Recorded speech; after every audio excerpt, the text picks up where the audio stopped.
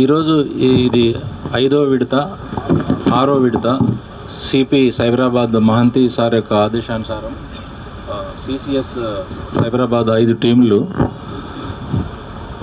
రాత్రింబవళ్ళు కష్టపడి వీళ్ళు ట్రేస్ చేసి ఈ యొక్క ఫోన్ మొబైల్ అయితే మిస్ అయిపోయినాయో వాళ్ళకు కూడా ఈ హ్యాండ్ ఓవర్ చేయడానికి ఈ ప్రోగ్రాంకి వచ్చిన మీ అందరికీ, తర్వాత మీడియా మిత్రులందరికీ కూడా నా యొక్క నమస్కారాలు. సో మొబైల్ అనేది ఈరోజు మన నిజ జీవితంలో ఎట్లయిపోయిందంటే అది ఒక అవసరం అన్నమాట. అది లేకపోతే మనం ఏదో కోల్పోయినట్టు, అది పోయినవాడికే తెలుస్తుంది ఆ బాధ. ఈ ఫోన్ మిస్ అయితే అందులో మన ఫోన్పే ఉంటుంది, తర్వాత అమౌంట్ ఎంత ఉంటుందో అతనికే తెలుసు.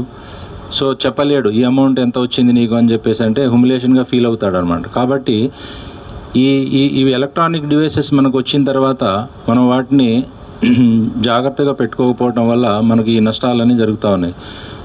దీనివల్ల ఏమవుతుందంటే అందులో మనం డబ్బులు పోగొట్టుకోవటం, తర్వాత మన ఫ్యామిలీ కూడా చాలా వరకు మనం మానసికంగా బాధపడుతూ ఉంటాం. సో మన దీంట్లో వ్యక్తిగతంగా తర్వాత చాలా కుటుంబాలు కూడా నలిగిపోతున్నాయి. చాలా వరకు మనం ఎన్నో 6వ విడత చేస్తున్నా కూడా చాలామందికి వీటిలో రిపోర్ట్ చేయాలా, సిఐఆర్ పోర్టల్లో చేయాలని చెప్పేసి కూడా చాలామందికి తెలియదు, ఎవరు కూడా చెప్పరు. పోయిన తర్వాత కూడా రీసెంట్లీ ఒక ఆయన డిఆర్డిఏ ఎంప్లాయీ రిటైర్డ్ అయ్యిండు. ఆయన ఫోన్ మిస్ అయిందంట, నాకు ఫోన్ చేసి చెప్పాడు, సార్ నా ఫోన్ మిస్ అయింది, నేను ఎక్కడ రిపోర్ట్ చేయాలని. అంటే ఒక ఎంప్లాయీ అయి ఉండి కూడా అతనికి ఎక్కడ చేయాలి ఏంటిది అనేది కూడా ఐడియా లేదు.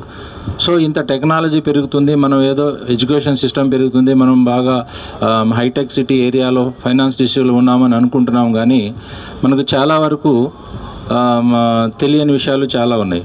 కాబట్టి ఈ మొబైలు ఈ మిస్ అవ్వటం, తర్వాత దొంగతనం అవ్వటం వల్ల మన పట్ల భద్రత లేదు. అంటే మన వస్తువు మన జాగ్రత్త లేదు, పోయింది అనేసి అవతల వ్యక్తి మీద మనం చెప్పుకుంటాం.